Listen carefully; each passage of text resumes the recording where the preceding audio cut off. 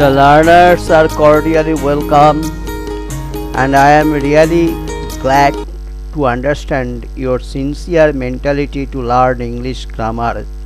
So, I have come with a new topic which will enable you to understand how the voice, especially in imperative sentence, changes from active to passive. আজকে আমরা আলোচনা করব কি করে imperative সেন্টেন্সে active voice থেকে passive ভয়েসে নিয়ে যেতে হয়। এখন আমরা সবাই জানি ইম্পারেটিভ সেন্টেন্সের মধ্য দিয়ে order, comment, suggestion, advice, request এসবগুলোই প্রকাশিত হয়, তাই না? এখন এই সব নিয়ে যখন ইম্পারেটিভ সেন্টেন্স তৈরি হয় অ্যাক্টিভ ভয়েসে, তখন তার প্যাসিভ রূপটা কি সেটা আমাদের জানা দরকার, এবং সেটাকে কিভাবে চেঞ্জ করতে হয় অ্যাক্টিভ থেকে প্যাসিভে, আজকে সেটাই হচ্ছে আলোচনার বিষয়। ইম্পারেটিভ সেন্টেন্স আমি নিই, সুইচ অফ দ্য লাইট। তোমাদের কি মনে হয় এই সেন্টেন্সটা যখন আমরা বলছি সুইচ অফ দ্য লাইট, এটা একটা কমেন্ট বা অর্ডার এটা হতে পারে, তাই না? বা এটা একটা সাজেশন রূপেও অনেক সময় আসতে পারে, বা এটা একটা পারমিশনও দিতে পারে কাউকে। তা যাই হোক, মোড অফ এক্সপ্রেশনের উপর এটা ধরাটা নির্ভর করছে, অর্থাৎ বক্তা যখন কথাটা বলছে কিভাবে বলছে সেই মোড অফ এক্সপ্রেশনটাকে ধরাটাই হচ্ছে আসল জিনিস। যে সুইচ অফ দ্য লাইট এটা কমেন্ট বা অর্ডারও হতে পারে, আবার switch off the light please এটা রিকোয়েস্টও হতে পারে, আবার এটা সাজেশন রূপেও আসতে পারে। তাহলে একটা ইম্পারেটিভ সেন্টেন্স কত রকমভাবে আসছে, এবং সেই যে একটা এক্সপ্রেশন, এটা কী রকম, যে সেন্টেন্সটা কিসের ওপর বেসড হয়ে দাঁড়িয়ে আছে, অর্ডার না রিকোয়েস্ট না কমেন্ট বা সাজেশন, সেটা বক্তা কিভাবে কথাটা বলছে সেটার ওপরই নির্ভর করছে ধরাটা। সুইচ অফ দ্য লাইট এটা যখন অর্ডার রূপে আসছে, বা বক্তা যখন এটা কাউকে অর্ডার করছে, switch off the light, immediately switch off the light, তার বলাটা কিভাবে হচ্ছে সেই মোড অফ এক্সপ্রেশনটা এটার উপরই নির্ভর করছে।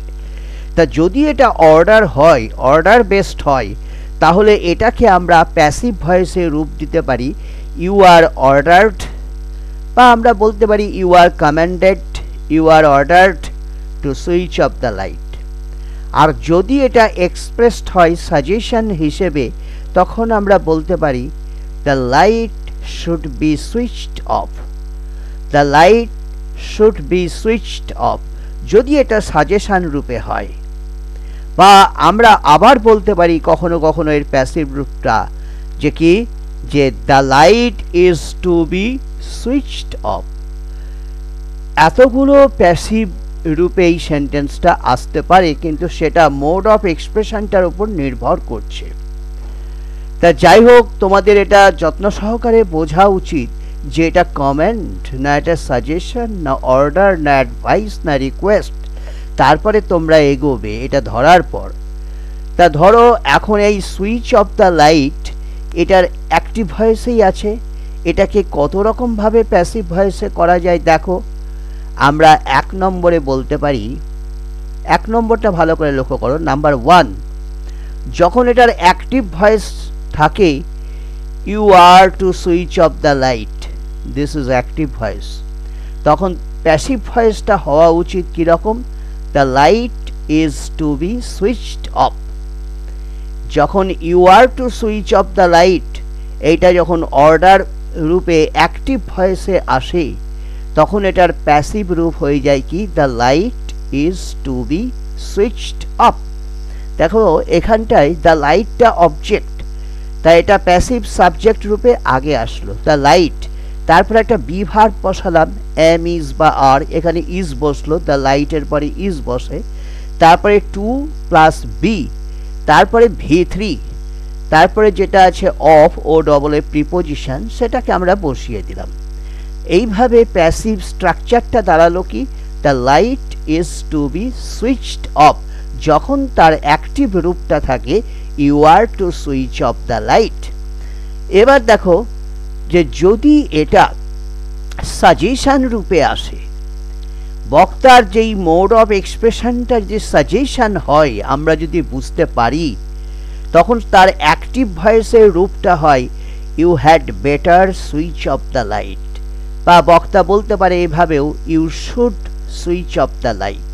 This is active voice, you should switch off the light বা you had better switch off the light. তখন তার প্যাসিভ রূপটা কি হবে?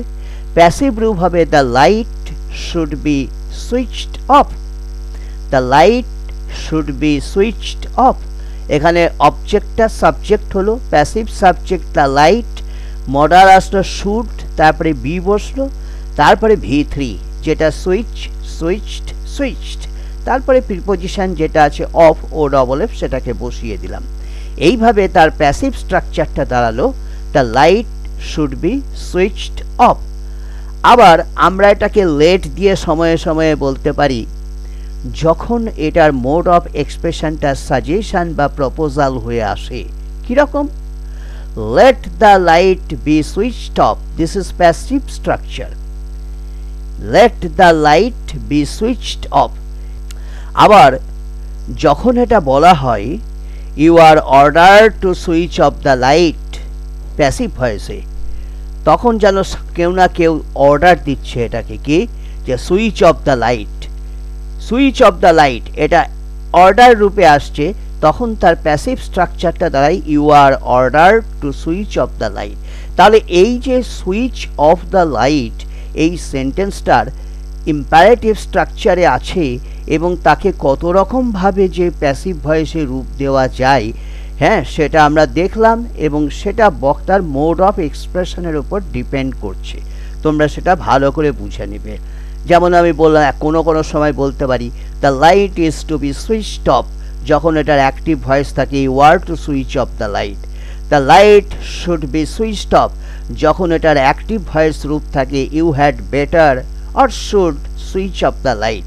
আবার কখনো কখনো এটাকে লেট দিয়েও আমরা বলতে পারি সাজেশন আকারে let the light be switched of.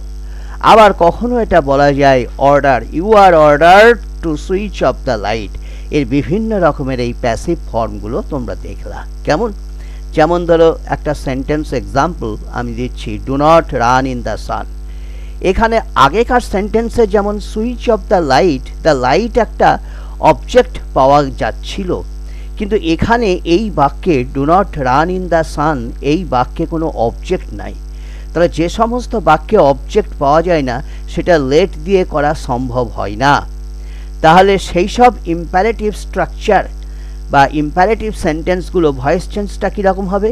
এর মোড অফ এক্সপ্রেশনটা শুড বি ডিটেক্টেড ফার্স্ট, মানে you have to detect mode of expression, মানে it totally depends on mode of expression. এখানে যখন বলা হচ্ছে do not run in the sun, তখন এটাকে প্যাসিভে রূপ দিতে পারি you are advised not to run in the sun. আবার কোনো একটা সেন্টেন্স দেখো, take this medicine twice a day, take this medicine twice a day. This sentence in active voice helps us understand that the doctor gives an advice or suggestion about taking medicine, isn't it? তখন the passive structure, what is its passive structure? The medicine should be taken twice a day, বা আমরা বলতে পারি you are advised to take this medicine twice a day, you had better take this medicine twice a day, বা you should take this medicine twice a day. এইভাবে যদি active ভয়েসের রূপটা থাকে তার প্যাসিভ ভয়েস দাঁড়ায় the medicine should be taken twice a day, বা আমরা বলতে পারি you are advised to take this medicine twice a day. Isn't it? নিশ্চয়ই ক্লিয়ার হচ্ছে জিনিসটা। আবার দেখো আরেকটা এক্সাম্পল, সেন্টেন্স এক্সাম্পল দেখো, ডোন্ট স্ট্যান্ড হেয়ার প্লিজ। এটা একটু রিকোয়েস্ট করে যেন বলা হচ্ছে। প্লিজ শব্দটা যখন আসছে তখন আমরা নিঃসন্দেহে বলতে পারি এইটা হচ্ছে request based sentence, don't stand here please. তখন এর প্যাসিভ স্ট্রাকচারটা কীরকম হবে? You are requested not to stand here. আবার বলতে পারি ডোন্ট টাচ দ্য ফায়ার, এটা একটা অ্যাডভাইস আকারে আসছে। তখন আমরা বলতে পারি you are advised not to touch fire, তাই না? আবার stand up on the bench, this is order based sentence. তখন নিঃসন্দেহে আমরা এর প্যাসিভ স্ট্রাকচারটা বলতে পারি কি রকম, you are order to stand up on the bench, isn't it? তা এইভাবে আমরা দেখলাম ইম্পারেটিভ সেন্টেন্সে অ্যাক্টিভ থেকে প্যাসিভ ভয়েসে কীরকমভাবে করা যায়। তাহলে মেন জিনিসটা যেটা তোমাকে ধরতে হবে সেটা হচ্ছে কি, যে মোড অফ এক্সপ্রেশনটা। এবার যদি দেখো ইম্পারেটিভ সেন্টেন্সের স্ট্রাকচারের মধ্যে যদি অবজেক্টটা থাকে তাহলে সেখানে লেট দিয়ে শুরু করবে, লেটের পরে কিন্তু অবজেক্ট বসবে, তারপরে অবজেক্ট বসানোর পর বি, তারপরে V3, তারপরে rest part of the clause.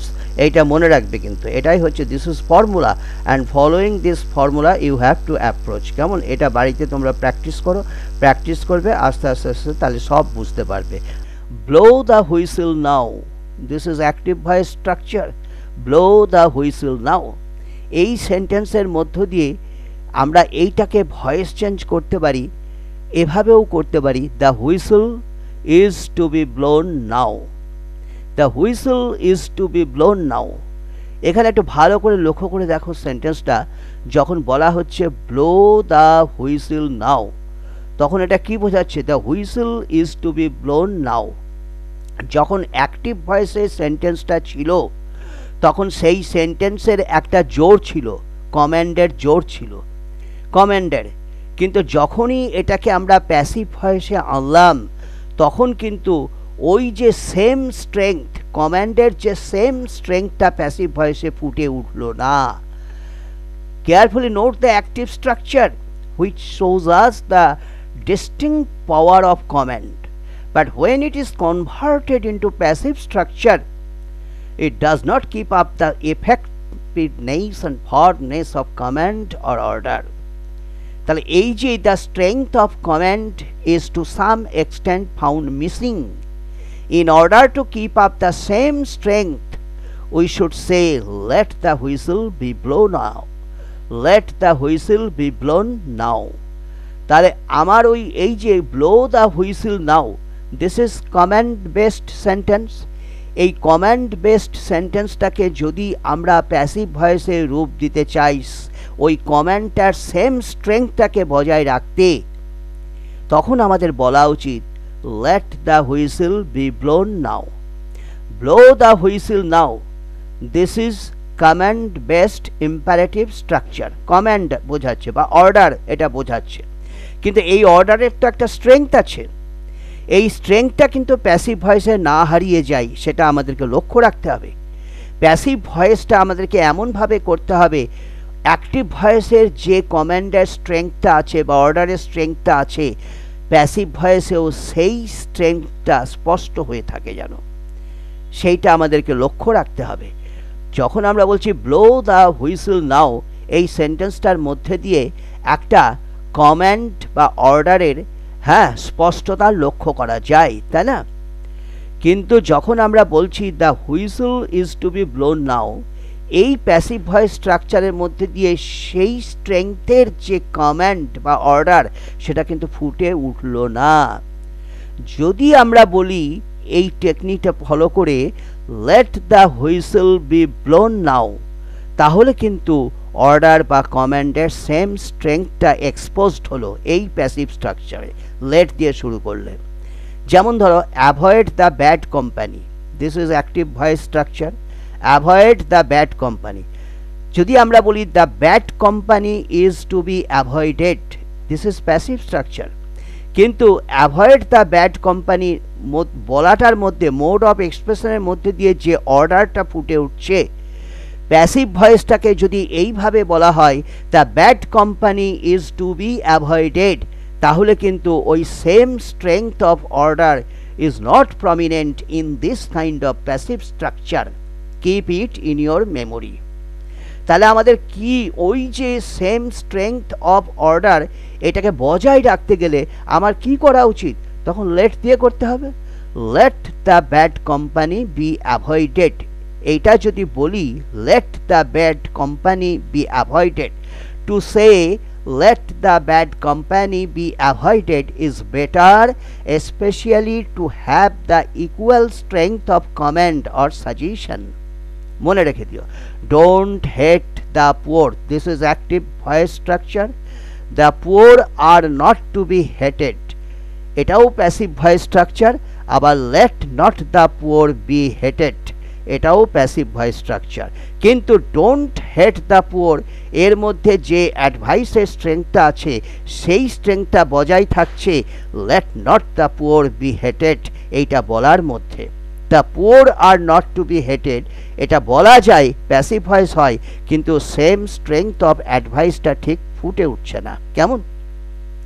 যেমন bring a glass of water, যখন বলা হয় bring a glass of water, this is active voice.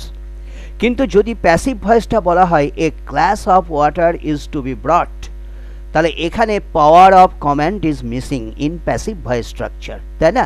Bring a glass of water, this is active voice structure and there is a command in this type of imperative structure. We can easily understand this, but the strength of order is found missing in passive voice structure when we say a glass of water is to be brought. কিন্তু যদি বলা হয় let a glass of water be brought, তাহলে command or order is kept up in the same strength or same tone. Remember this. কেমন? যেমন ধরো don't pluck out the flowers, this is also active voice structure. Don't pluck out the flowers, the flowers are not to be plucked out, যদি এইভাবে বলা হয় the flowers are not to be plucked out, তাহলে এখানে সেই same strength of order or advice, হ্যাঁ, এইটা ফুটে উঠছে না।